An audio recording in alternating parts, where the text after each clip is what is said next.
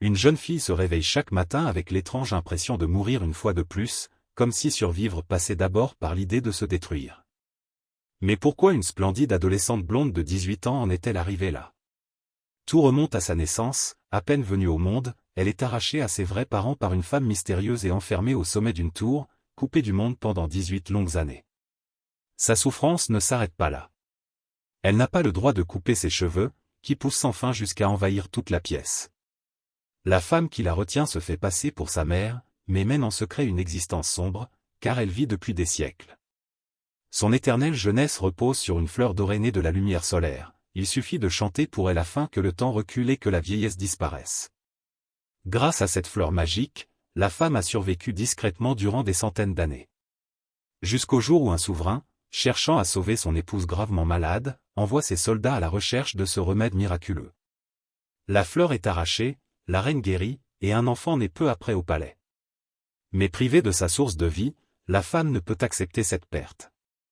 Une nuit, elle s'introduit dans le château et tente de couper une mèche des cheveux dorés du bébé. À sa grande surprise, la chevelure coupée devient brune et perd toute magie. Pour préserver son immortalité, elle enlève alors l'enfant et la cache dans une tour isolée au cœur de la forêt. Les années passent. La femme continue de se faire passer pour une mère aimante, mais la jeune fille commence à remarquer des choses étranges.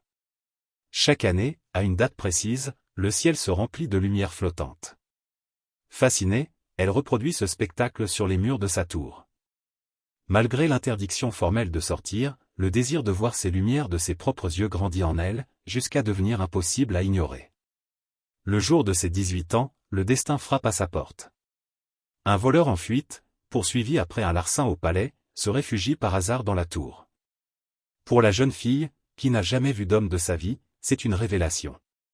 Prudente malgré tout, elle le neutralise et profite d'un moment d'absence de sa geôlière pour prendre une décision, elle veut sortir, enfin, et voir les lumières dans le ciel. Le voleur devient alors son seul espoir de guide, et un marché s'impose entre eux. Ils quittent la tour ensemble. La liberté émerveille la jeune fille, mais la culpabilité de désobéir la ronge. Pendant ce temps, la femme découvre la fuite, trouve les affaires du voleur et comprend qu'on lui a tout pris. Armée et déterminée, elle part à leur poursuite. Le fugitif conduit la jeune fille dans une taverne peuplée de personnages inquiétants, espérant lui montrer la dangerosité du monde extérieur. Pourtant, contre toute attente, la jeune fille réussit à toucher ces marginaux en réveillant les rêves qu'ils avaient autrefois enfouis. L'instant est de courte durée, les soldats arrivent, la poursuite reprend, et la fuite continue par des passages secrets. Traqués sans relâche, les deux compagnons se retrouvent bientôt acculés près d'un barrage. Les cheveux interminables de la jeune fille deviennent alors leur unique chance.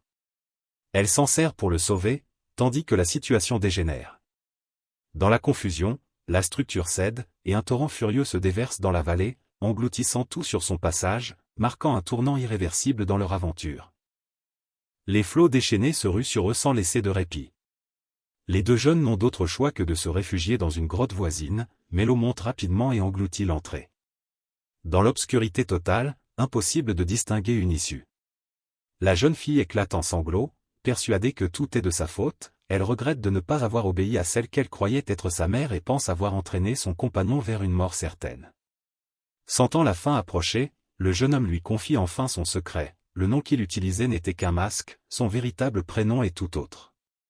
Ces confidences réveillent quelque chose chez la jeune fille. Soudain, sa chevelure dorée illumine la grotte plongée dans le noir. Guidés par cette lumière, ils découvrent une ouverture sous l'eau et parviennent à s'échapper in extremis. À l'air libre, le jeune homme reste sans voix. Plus étonnant encore, la jeune fille enroule ses cheveux autour de sa main blessée et se met à chanter. Une lueur dorée s'écoule le long de la chevelure et la plaie se referme sous ses yeux. Elle lui avoue alors la vérité, tant que ses cheveux restent intacts, ils possèdent ce pouvoir, mais une fois coupés, ils perdent toute magie et deviennent ternes. Voilà pourquoi elle n'a jamais pu quitter la tour.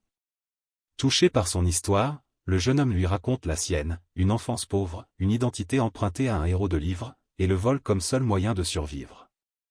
Gêné, il tente de changer de sujet, mais elle l'arrête et lui confie préférer son vrai prénom à celui qu'il s'inventait. Ces mots sèment le trouble dans son cœur.